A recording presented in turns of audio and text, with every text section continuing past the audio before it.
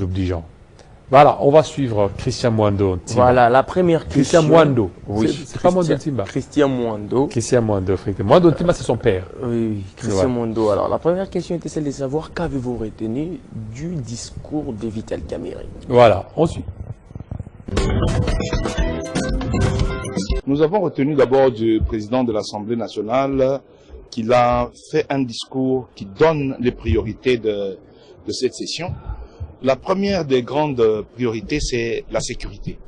La sécurité, il a parlé de tous les martyrs qu'on a à l'est du pays, mais également, et c'est ça qui a retenu notre attention, de l'insécurité généralisée au niveau de l'ensemble de la République. À côté de Kinshasa et dans tous les coins de la République, nous avons constaté qu'il y a une insécurité généralisée. Donc, dans le budget prochain, la question sécuritaire, ce sera une question prioritaire. Deuxièmement, il a parlé des problèmes, des difficultés quotidiennes au niveau des infrastructures, notamment les naufrages et autres à répétition. Il a parlé des drames, des tueries qui se passent à travers la République. Donc, nous sommes dans une situation où, quand même, quelque part, il y a une reconnaissance que le pays est en totale déliquescence et le président de l'Assemblée nationale nous a appelé donc à ce que nous prenions nos responsabilités à travers le budget qui sera voté, mais également nous prendre nos responsabilités à travers un contrôle rigoureux qui va se faire, qui sera un contrôle parlementaire qui va aider plus à ne pas faire la tracasserie, mais à faire évoluer les choses.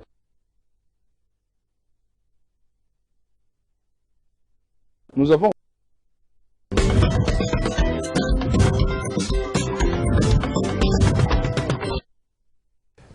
deux points. Le premier point, c'est la situation sécuritaire dans l'Est et par rapport au discours du président Vital Kamerhe, que le prochain budget devrait tenir compte de cette situation et ça c'est très important. Et l'autre point, c'est par rapport aux tracasseries et aussi au niveau des infrastructures en République démocratique du Congo. Jusque-là, parce que ceux qui sont là ne répondent pas certainement aux besoins ou aux attentes, parce que on plaît à ce qui est vraiment des infrastructures de qualité, mais de la mauvaise gestion des dirigeants ou de certains responsables. Il y a eu des tournements. On a suivi des procès qui ont été organisés. Et là, il faut tenir compte de tout ça. Ça, c'est que notre député national d'ensemble pour la République, Christian Mwando, a retenu du discours de Vital Kamerhe. Exact. Vous savez qu'il y a beaucoup de chantiers qui sont inachevés jusque-là parce que certainement des sommes ont été décaissées pour finir ces travaux, mais ces programmes ou projets n'ont pas abouti comme il fallait. Alors, il a parlé de la sécurité. Vous savez que depuis les mandats derniers, les premiers mandats de Félix Tshisekedi, on avait disposé 1 milliard, si je me souviens bien, pour la question sécuritaire. Et aujourd'hui, encore, Vital Kamerhe veut qu'on puisse, que la situation sécuritaire, qu'on puisse en tenir compte dans les budgets qui a été, voilà, déposé hier par Madame Judith Suminwa, qui est la première ministre. Certainement, il faudrait ajouter. Parce que vous voyez que ces points sécuritaires, c'est vraiment un problème ou un point très complexe. Vous allez parler des soldats qu'il faudrait payer, la logistique, tenir des vues comme il faut, la formation également. Tout ça, c'est beaucoup d'argent et c'est beaucoup de budget comme il l'a bien dit ici. Donc la question sécuritaire vraiment est au sommaire de cette rentrée parlementaire. Voilà, ça c'est vraiment une des priorités. Il faut certainement qu'il tienne compte. Il est déjà 9h. Il est 9h ou il est voilà, 9h. Je vois cette montée un peu en retard. 9h juste à Kinshasa. Christian Kalonji, bienvenue. Merci beaucoup Jean-David Kilolo. Bienvenue à vous tous, madame, messieurs.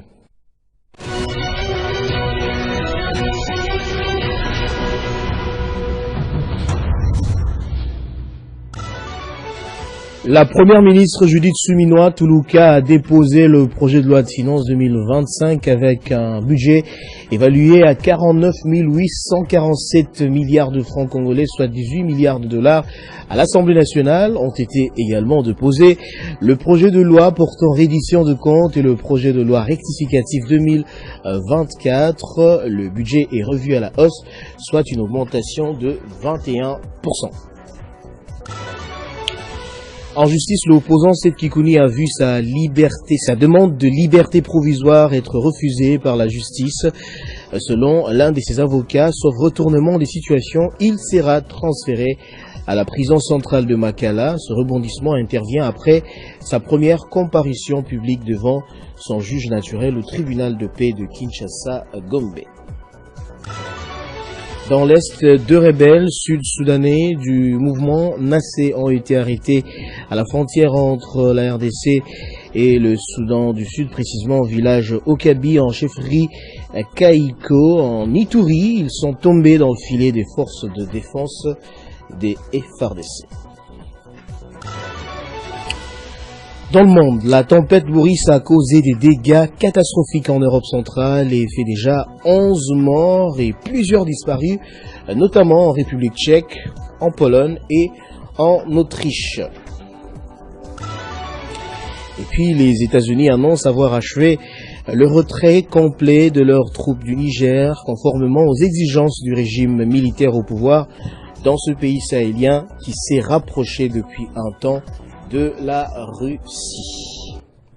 Merci à vous tous de nous avoir suivi. L'information revient tout à l'heure à 10h. Entre-temps, l'actualité reste en continu sur les www.tele50.cd. Retrouvez toute l'actualité en continu sur www.tele50.cd. José Malouka. Bonjour Jean-David. Je vous suis depuis Lemba. Mon regret est juste qu'on a toujours des chefs qui cherchent leurs propres intérêts et non les intérêts du peuple congolais. Alors, il dit les contribuables congolais souffrent sérieusement. C'est triste. José Malouka, à partir des Lemba, il nous écrit. Merci aussi à M. Paul Ndinounou. Paul Ndinounou pour les messages. C'est arrivé. Voilà. La deuxième question, oui, la deuxième question, avant de passer à la deuxième question, vous avez entendu Jean-David Kilolo, les députés a aussi parlé de ces problèmes d'infrastructure. Et pour ici, on peut signaler qu'il y avait les programmes des 145 territoires qui a déjà été lancés, mais dans certaines provinces, on n'a pas vraiment vu ces programmes aboutir comme il fallait. On a suivi ici par différents canaux d'information qu'il y avait des dirigeants de certaines provinces qui revendiquaient, qui réclamaient les résultats de ces projets des 145 territoires. D'autres disaient que dans leur territoire, rien n'est arrivé là-bas. D'autres disaient que, bon, certaines personnes même disaient que dans leur territoire, il y a eu des fonds détournés pour ces projets. Alors, contre cela, il faudrait un suivi. Comme il a dit, parce que sans suivi, il n'y aura pas vraiment résultat comme il faut. Vous voyez, lorsque vous donnez à quelqu'un, vous donnez à une personne quelque chose et vous ne suivez pas s'il l'a fait ou pas, bon, après vous pouvez vous retrouver comme ça, il n'avait rien fait et cette tâche-là, il n'a pas accompli comme il fallait. Donc, c'est un peu ça. Voilà pourquoi ils ont parlé des infrastructures. Il n'y a rien dans ces points-là. Il est aussi revenu sur les problèmes des naufrages. Effectivement, il faudra aussi en parler des incendies dans le sud Kivu. C'est aussi vraiment des choses ou des problèmes amenés au niveau de l'Assemblée nationale pour essayer de trouver des solutions, chercher à trouver des solutions, pas seulement palliatives, mais des solutions vraiment qui vont durer, pérennes, comme on dit. Voilà. On va suivre. N'oubliez pas que Christian Mando, il est d'ensemble de Moïse Katumbi. Alors, jusque-là, on attend aussi le porte-parole de l'opposition. Ça sera pour quand? On suit la deuxième. La deuxième question était celle de savoir, pensez-vous que les contrôles parlementaires restent les seuls moyens pour pousser l'exécutif à mieux faire? Voilà, on suit.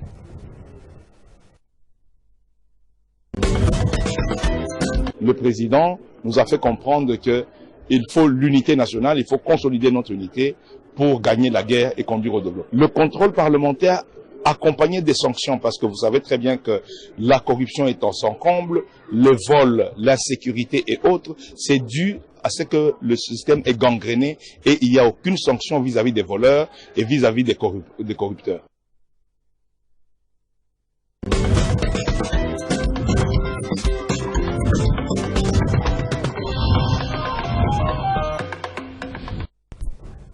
C'est bien de demander qu'il y ait sanction. Mais c'est mieux d'accepter les conséquences de ces sanctions. Parce que lorsqu'on demande des sanctions, lorsqu'on sanctionne quelqu'un de votre famille politique, n'instrumentalisez pas les militants pour qu'ils passent sur des médias. Commencez à parler nous. Non, ça c'est une cabale politique. Ça c'est un coup politique monté. Alors que votre protégé s'est retrouvé dans des bévues et bavures. C'est bien la sanction, il y en a et il y en aura.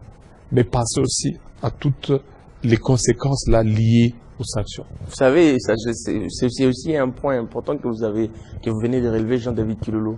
Et les voleurs, et les innocents. Personne n'accepte qu'on arrête. Personne. Vous voyez, on arrête une personne parce qu'il a des taux. On a vu ici, on pourra parler même du dossier forage, les derniers dossiers qui avaient vraiment fait scandale. On a vu d'autres personnes, d'autres militants marcher en disant que leur fils, les fils du terroir est innocent, il n'a pas détourné, lui n'a fait qu'exécuter. Mais qui a détourné?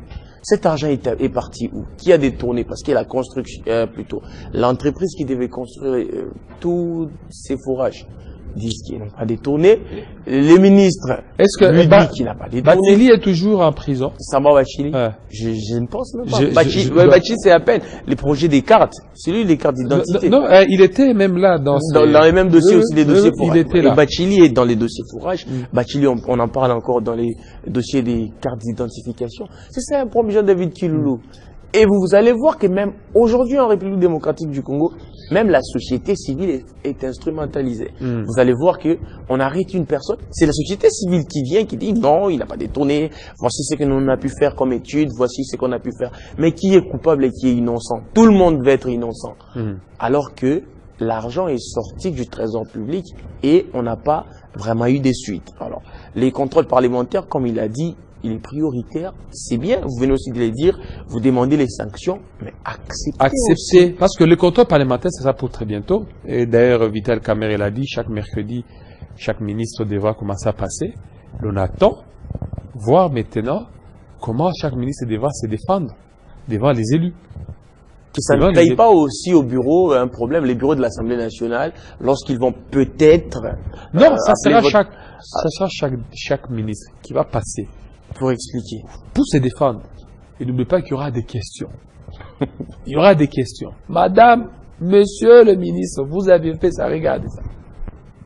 Alors, on l'a vu ici à l'époque du feu Chirben Okende, lorsqu'il s'était présenté au niveau de l'Assemblée nationale. Vous avez vu comment ça a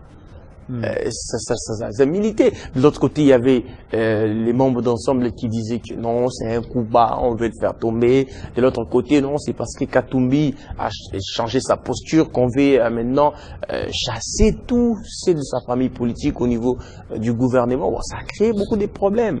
Et rien n'a aussi été résolu à la fin, Jean-David. Vous voyez, les mal aussi chez nous, ici en RDC, c'est qu'on commence quelque chose, mais on ne les finit pas. On commence bien et puis après un temps, ça sera, il y a une main noire et puis après, ça sera la politique qui a pris les dessus et après, ça sera la famille politique de X, la famille politique de Y, VCC, parce qu'ils veulent nuire à X. Donc, c'est très très compliqué en tout cas. Voilà. Et dans tout ça, c'est les peuples qui en pâtissent. C'est le peuple qui en pâtit. On suit. Voilà. La troisième question, vous revenez de 3 mois des vacances. Qu'avez-vous constaté sur terrain? Voilà.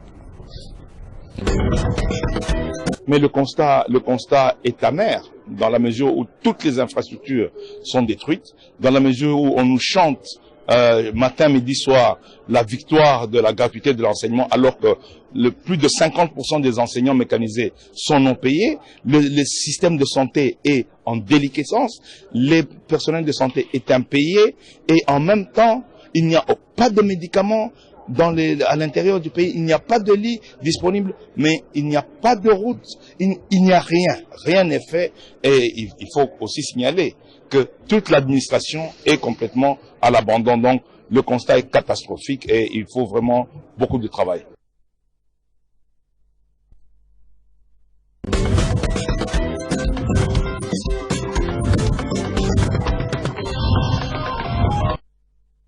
Le constat est catastrophique, beaucoup de travail, tel qu'elle a dit les députés nationaux.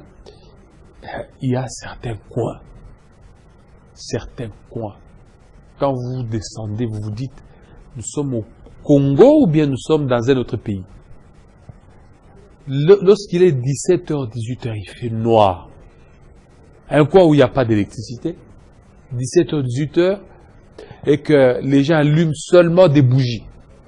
Ici au Congo, là il y a même des députés qui sont là. Le Congo, vraiment, c'est un vrai contraste. C'est le véritable contraste, tel que vous voyez le Congo, l'architecture. J'étais en train de le dire.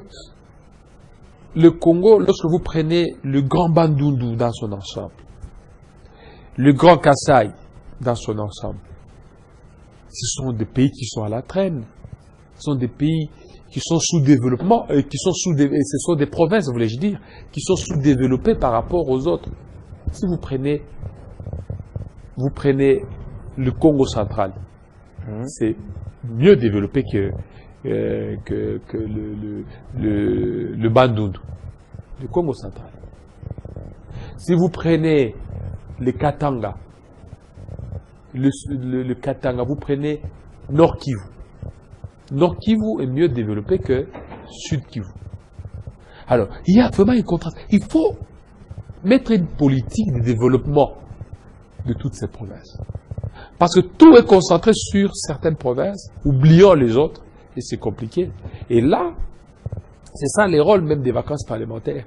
Aller recueillir les doléances, les ramener, puis apporter des pistes de solutions. Combien de rapports des vacances parlementaires ont été étudiés et pour trouver des solutions à ça? Ça, c'est la 4e législature. À chaque vacances parlementaire, les députés descendent. Et quand ils descendent, ils vont étudier les différents rapports. Mais quand ils amènent, c'est quoi la solution? Le pays est toujours ce qu'il est. En soi, Jean-David, j'ai comme l'impression comme si on se conforme juste au texte, mais on n'entre pas vraiment en profondeur. C'est-à-dire quoi? Qu'est-ce que la loi dit? Il faudrait qu'un député part en vacances parlementaires, qu'il puisse recueillir les desiderata des gens de sa base ou de la population du fief où il a été élu, les ramener au niveau de l'Assemblée nationale. On se limite par là.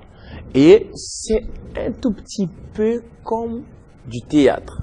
C'est-à-dire, c'est une histoire que je viens, j'ouvre là. Non, j'étais en Bujimaï, par exemple, j'ai vu ceci, il y a ça, il y a ça, il y a ça. On amène. Oui, collègue, merci d'avoir apporté ça. Bon, on va voir comment on va gérer ça. Ça, c'est limite par là. Est-ce que vraiment, au-delà de tout ça, on peut aller au-delà des revendications? Je pense que l'idée à la base du projet des 145 territoires, c'est ça. C'est-à-dire doter chaque territoire des infrastructures, question de mettre plutôt tous les territoires aux normes ou au même standing, même s'il y aura des territoires de certaines provinces qui seront un peu plus développés, par exemple, comme vous venez de parler du Nord Kivu, un tout petit peu du Sud Kivu, du Grand Katanga en général, parce qu'il faudrait dire aussi que dans les Grands Katanga en général, il y a d'autres coins qui ne sont pas vraiment développés, comme dans les Tanganyika par exemple. Ce n'est pas pareil qu'à Lubumbashi ou un tout petit peu au là-bas. Et en plus, quand on parle de développement, par exemple, moi, ce qui m'explique beaucoup plus, c'est les Grands Nord ou le Nord Kivu. Vous savez, quand vous êtes au niveau du Nord Kivu, même les coins, les recoins, il y a des développements là-bas. Malgré la guerre. Malgré la guerre. Lorsque vous êtes au niveau de la capitale, Goma, capitale du Nord Kivu, vous êtes au niveau des Beni, Butembo, Lubero. Mais ça ne peut pas, vous n'allez pas comparer ces parties à Maïdombe. Là, il y a du courant, il y a de l'électricité. À Massissi, là, il y a de l'électricité. Alors, qu'est-ce qui justifie, qu'est-ce qui fait que, d'un côté, il y a un développement? Parce que, qui dit développement, il y a des facteurs visibles. Effectivement. Il y a l'électricité. À fort impact aussi. Il y a l'électricité, il y a l'eau. Dans un coin, parce que, pour parler de développement, il y a beaucoup de facteurs, entre autres l'électricité, l'eau. C'est ce qui va vous permettre beaucoup plus de pouvoir avancer et puis voir autre chose. Ce coin, vous sentez que ça vit. Ça vit, donc il y a une vie qui est là. Et lorsque vous allez de l'autre côté, j'ai dit Maïndombe là, c'est catastrophique. Et Et maintenant, vous vous retrouvez, par exemple, au niveau du Katanga. La capitale, c'est Lubumbashi. Mais quand vous allez aussi ailleurs, vous descendez dans d'autres villes. Les développements, c'est... il faut voir. Hein. Likasi, c'est à peu près Kambove, Kakanda, Kipushi. Il y a de quoi vous... Sakania. Sakania, quand vous arrivez là-bas, c'est le village. J'ai été à Sakania aussi. Sakania. Chez... je pense que c'est Sama. Si pas Sama. Chez Sama, chez Chembo. Chembo, voilà. J'étais à Sakania là. J'étais à Sakania. C'est une cité là. Bon, quand même là, il y a quand même des... il y a une route asphaltée. Hein. On a vu quand même une route asphaltée. Vous partez au niveau de Maniema. Vous êtes à Kindu. Kindu, c'est asphalté. Mais quand vous entrez là-dedans au niveau des Pangui, c'est le village. Pangui, c'est le village. C'est le village. Et quand vous êtes au niveau du Nord Kivu, Sud Kivu, Bukavu, ça va. Mais quand vous descendez, quand vous essayez de partir au niveau de là chez Bienvenue Kaleba, c'est où ça va venir. C'est le village. On a tendance beaucoup plus à miroiter les capitales provinciales, mais l'intérieur, ça souffre. C'est là que les députés doivent faire leur travail. 500 députés, c'est pas pour rien. Ils doivent relever tous ces désidératas, les ramener au niveau de Kinshasa. Mais aussi quand on les ramène, qu'est-ce que Kinshasa fait? Le président de l'Assemblée nationale, il prend les désidératas ou bien il les laisse. Et ça continue. La souffrance du peuple continue. Le peuple ne sait pas à quel sens se vouer. Et c'est à décourager. Il y a une souffrance dans nos provinces, vous n'avez pas idée. Et c'est vraiment de vous. Quand je me suis déplacé pour aller à l'intérieur, je suis venu ici, Mouindou, non? Je vous ai même dit ça. Vous savez, Jean-David Kilolo, les provinces qui sont à proximité de la capitale de Kinshasa, normalement, devraient bénéficier de l'aura de Kinshasa. Par exemple, ici, non loin, disons les grands Bandundu. Bandundu, vraiment, c'est-à-dire que c'est la porte de Kinshasa. Kinshasa et Bandundu, je peux dire que si on enlevait tout ce qu'on a comme petit barrière, ça sera une même ville, on peut même dire ça. Oui. Mais pourquoi est-ce que Bandundu n'est pas aussi développé que Kinshasa? Surtout Bandundu. Moi, ce qui m'intrigue beaucoup plus, c'est comment Bandundu peut rester à la traîne comme ça. Allez chez Bellarmé, chez Katelaï, à Idiofa. Mais vous allez voir. Est-ce qu'il y a des routes là-bas? C'est vrai qu'on dit que dans les grands Bandundu, il n'y a que Idiofa qui est un tout petit peu développé, mais si vous êtes là, vous imaginez ces développements, ça va vous inquiéter. On parle juste si je ne me trompe pas, 34 km de route asphaltée. Si je ne me trompe pas, à moins que je ne me trompe, ceux qui sont à la maison peuvent peut-être nous aider. Mais ce n'est pas suffisant pour une ville qui est à proximité de Kinshasa. Kinshasa qui est la capitale. Vous savez, Kinshasa qui est le siège des institutions. Vous voyez, si par exemple, aujourd'hui, la question qui s'est posée hier au niveau du Sénat, le Sénat qui veut... un nouveau siège. Un nouveau siège. Ben, vous enlevez le Sénat ici au centre, vous l'amenez peut-être à Maluku. Maintenant, imaginez que le Sénat est à Maluku. Et à côté de Maluku, c'est Bandundu qui est presque un village. Les grands, quand je parle de bas, je parle du grand Bandundu, mais mettez toutes ces villes à l'intérieur, Idiofa et tant d'autres à l'intérieur. Vous allez voir que, comme vous venez de le dire, que les facteurs du développement, c'est les courants, c'est l'eau, l'électricité, l'eau, les infrastructures, ce qui développe vraiment la ville. Et c'est ce qui fait d'ailleurs qu'il y ait des activités, par exemple, voire même des échanges commerciaux entre ceux de l'autre côté et de l'autre côté. S'il n'y a pas des routes, il ne peut rien avoir. Il y a un confrère, Brandon Loutete. Bonjour, M. Jean-David. Bonjour à tous les téléspectateurs de l'Espace 50. vous avez totalement raison dans vos dires. Nos provinces ou villages ne vont jamais décoller sans électricité ni l'eau. L'eau pure, encore les routes que font les Bakambi, nos dirigeants. Est-ce qu'ils sont conscients de leurs tâches? Est-ce qu'ils sont conscients de leurs tâches? Ils ne peuvent jamais, vous ne pouvez jamais vous développer sans électricité. Sans électricité, vous ne pouvez jamais vous développer. Et dans la plupart de nos provinces, il y a un problème criant d'électricité.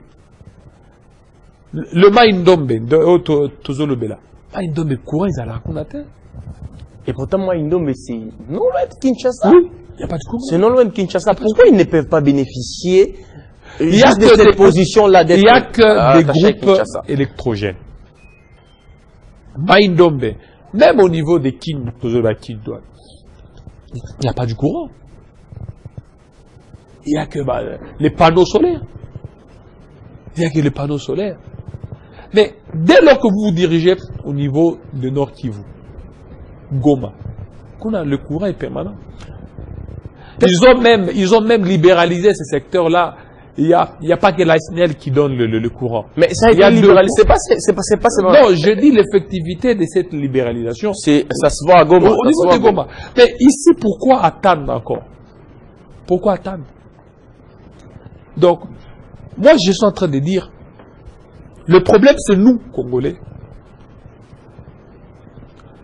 On ne pas seulement nous attaquer aux dirigeants. Pas seulement aux dirigeants. Aujourd'hui, même si vous prenez un ange, vous le mettez à la tête de la RDC, il y aura toujours le même problème. C'est le problème des mentalités. C'est le problème de nous-mêmes, Congolais. Nous sommes le problème pour ce pays. Voilà, n'avance pas. Qu'est-ce que nous faisons de la RDC, le pays qu'on nous a légué? Depuis 1960 jusqu'à présent, qu'est-ce qui a marché? Au lieu d'avancer, nous sommes en train de reculer. Nous sommes en train de reculer.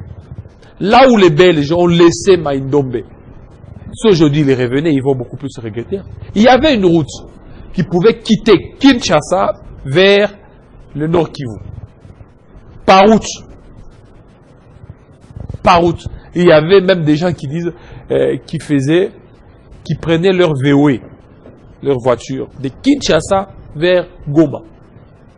Est-ce que route, toi, les Alaks? On a aussi, Jean-David, on a aussi un problème. Et maintenant, oui, vous allez parler. C'est qu'il y a un problème. Les députés, là, qui descendent, c'est ça le rôle. Lorsqu'on leur dit d'aller en vacances parlementaires, ce n'est pas seulement aller faire de dos ou quoi que ce soit. Allez inspecter, allez relever les difficultés sur le terrain.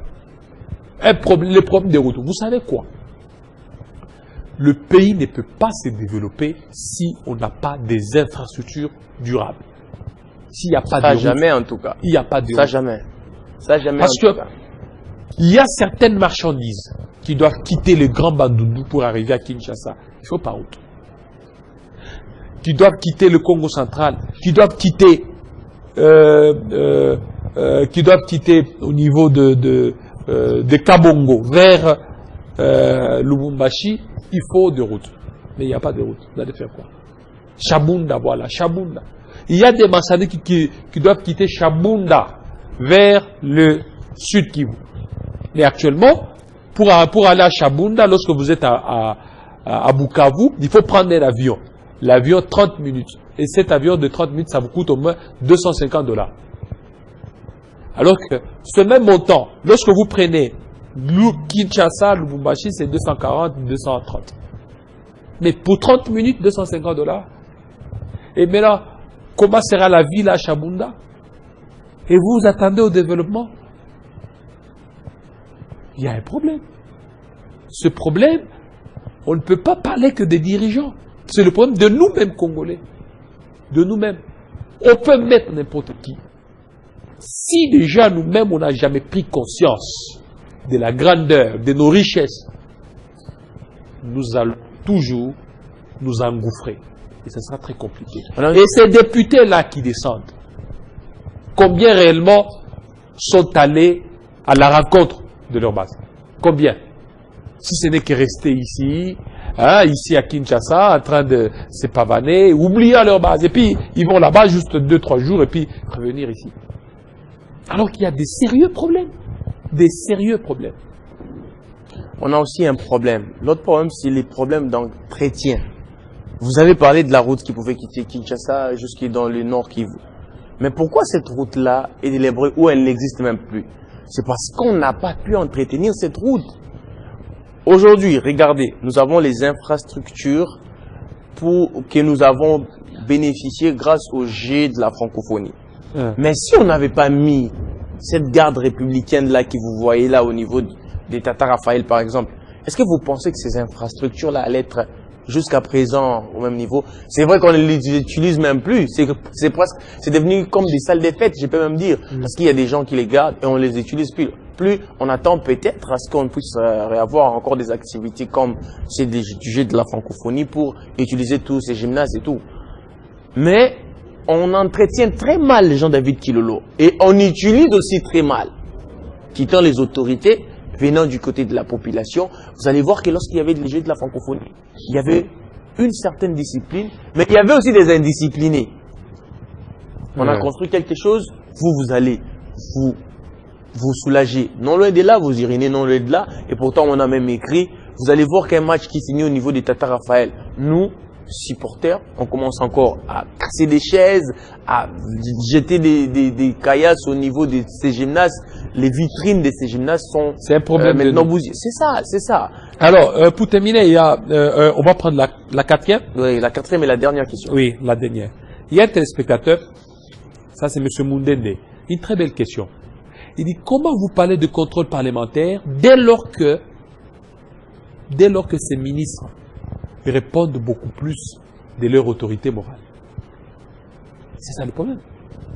Donc la plupart ils sont là, et donc au lieu d'exécuter la vision du gouvernement, mais il y a aussi la vision de leur autorité morale, et c'est compliqué. On prend la dernière question. La quatrième question, au-delà des questions, ou plutôt au-delà de la question du budget, pensez-vous qu'une attention particulière devrait être faite aussi à d'autres problèmes qui préoccupent la population?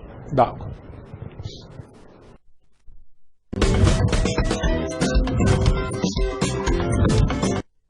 On ne peut pas vivre. Le président a même parlé également des Koulouna qui sévissent à travers toute la République. Et donc, il faudrait absolument que cette question soit mise à l'ordre du jour.